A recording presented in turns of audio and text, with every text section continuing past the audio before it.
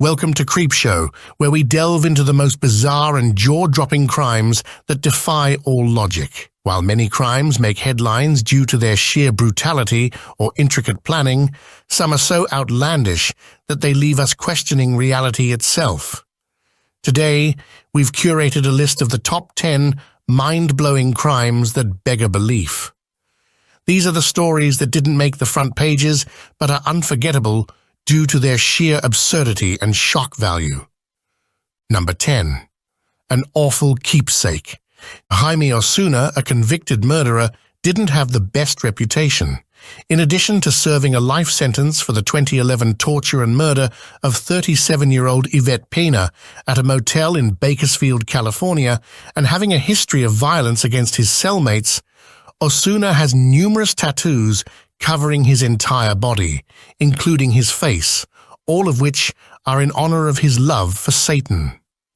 Thus, to use the famous words from the late Norm Macdonald, he sounds like a real jerk.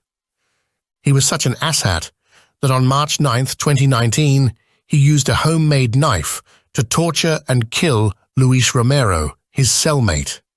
Subsequently, he severed Romero's head and cut the corners of his mouth, creating a somber, Batman-like grin. The most horrifying thing, though, was when Osuna took out one of Romero's eyes, a finger, and some lung tissue, shaping the pieces into a necklace that guards discovered he was wearing. Upon being transferred to the mental health unit of Salinas Valley State Prison, doctors provided Osuna with a diagnosis that may be considered the underestimation of the century: antisocial personality disorder. Number 9. Grindr. Remaining, sadly, on the theme of horrifyingly graphic crimes, let's look at the unfortunate case of 25-year-old Michigander Kevin Bacon. No, not the Friday the 13th star. On Christmas Eve of 2019, his roommate Michelle Myers, not Michael Myers, there are far too many connections to 80s horror films in this case, informed authorities that he had gone on a date that he had set up on the well-known dating app Grindr. Bacon found himself paired with Mark Latunsky, who was arguably the worst opponent a man could ask for. The 51-year-old Latunsky viciously killed Bacon by stabbing him in the back of the neck at first, then slicing his throat after finding he wasn't dead. Then he lifted Bacon's corpse out of his Shiawassee County home's ceiling. Latunsky then hacked apart Bacon's corpse, letting his blood trickle over some earth hidden beneath a trapdoor in an attempt to fertilize the plants outside the house. Then, before eating them, he took out and cooked Bacon's testicles. Latunsky claims that this horrific crime was carried out voluntarily. Furthermore, if the police hadn't discovered his crime, he would have carried out his other plans with Bacon's body. He would utilize his muscles to produce jerky, his intestines to grow chestnuts or peach pits, and bone meal to plant tulips, according to a Lansing State Journal report. Following the murder, a box for Latunsky that included a dehydrator was intercepted by the U.S. Postal Service. Very bad. Number 8. Heist of the century, or maybe just the weekend. A highly driven group of organized thieves just pulled off a bold, movie-worthy heist in Scotland, which is a much-needed, light-hearted note. This crime was so well thought out and accomplished that George Clooney is reported to be vying for the rights to the narrative. This one is a true white-knuckler, so hold on to your seats, or not. A squad of robbers stole £380,000, about $380,000, worth of blue WKD Alcopops, also referred to as hard soda, in the USA, using a convoy of lorries. The ubiquitous party beverage preferred by minors is often associated with sticky dance floors and pea-stained bandstands in seedy metropolitan parks. How then did these skilled crooks do this? They just filled the alcohol after breaking into Caledonian bottlers and taking off, not quite stealing from Fort Knox. One of the containers was found, still smoking and burned out, on the A76 near Mennock. The remainder is still missing. There are unsubstantiated reports of 280,000 illicit raves in the region. Number 7.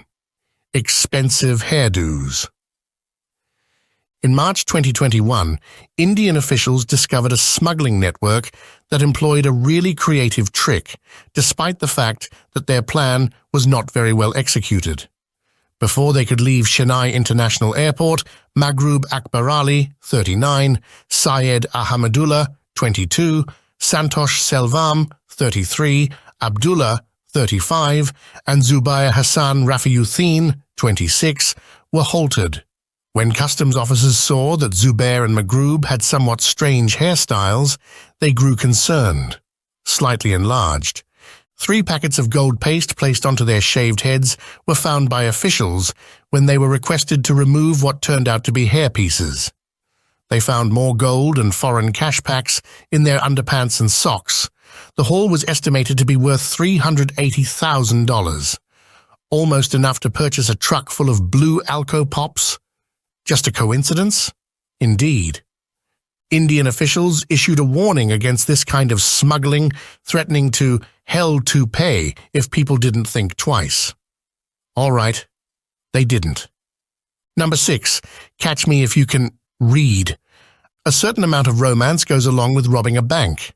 Bandana-clad gangsters from the Depression era, racing out of the bank with their haul, tossing their treasure and Tommy guns into the back of their Ford Model 730 and speeding toward their safe house in the Dust Bowl while a group of careless police officers get lost en route. That story is not this one. Michael Harrell, 54, not only disregarded the first rule of bank robbery, which is to wear some form of mask, but he also went above and beyond to make sure that he would be recognized. In 2019, Harrell entered a bank in Cleveland, Ohio, and gave the teller a threatening note. He threatened trouble if he didn't get his money. Before Harrell fled by heading home, the teller obliged and gave the robber the handsome sum of $206. But the message was not just full of threats. On the other side of the paper were Harrell's name and contact information. Earlier, he had utilized the note to perform some errands at the neighborhood BMV. He was taken into custody right away. Number 5. Fore heading for trouble. The never-ending hunt for the perfect Florida man tale is now complete. No, it's not the story of a naked cowboy on an alligator powered by PCP robbing a bank in the Everglades, only to be eaten by a python. It's much more straightforward than that. More sophisticated, if you will. The crime committed by 22-year-old Matthew Leatham doesn't seem particularly horrible in comparison to the chaos and madness on this list, or really, most of the time in Florida. Actually, he committed a really innocuous crime. He called 911 twice in an attempt to locate a ride home. When he was told that his call was an abuse of the emergency line, he then went on to act aggressively and rudely toward the operator.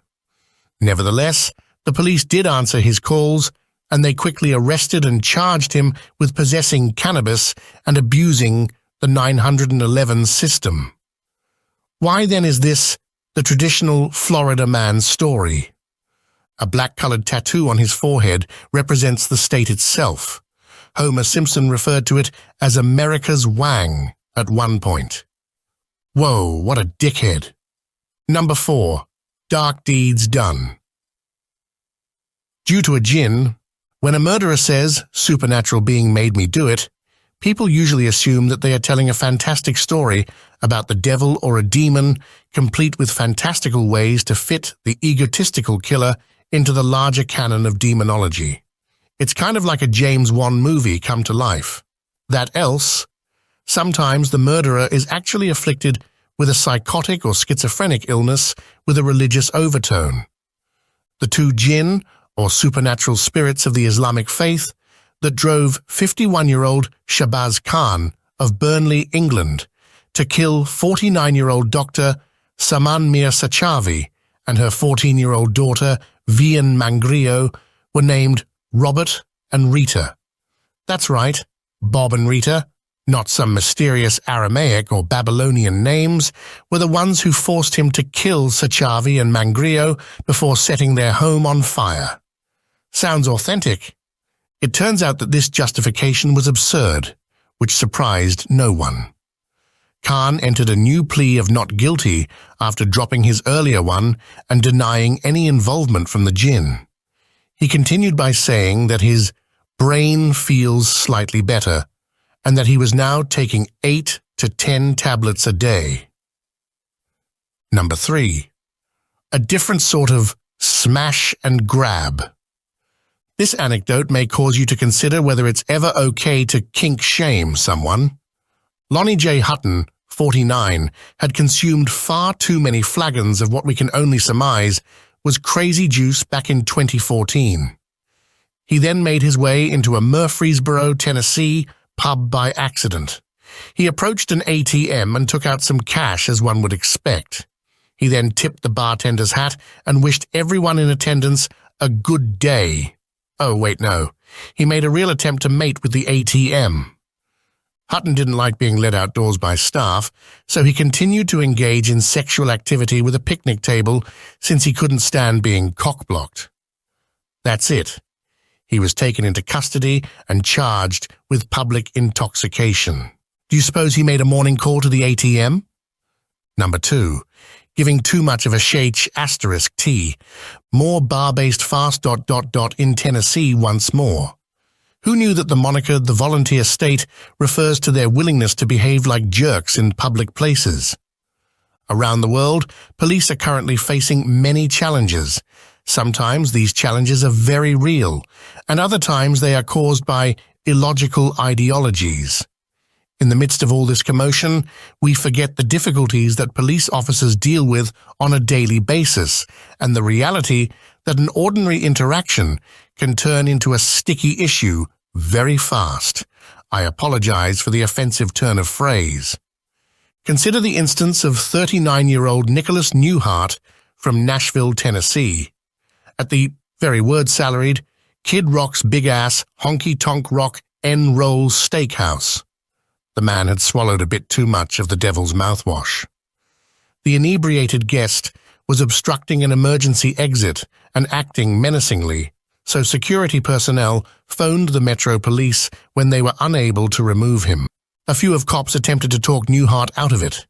Feeling intimidated, Newhart made the decision to use his colostomy bag as self-defense against these malevolent coppers.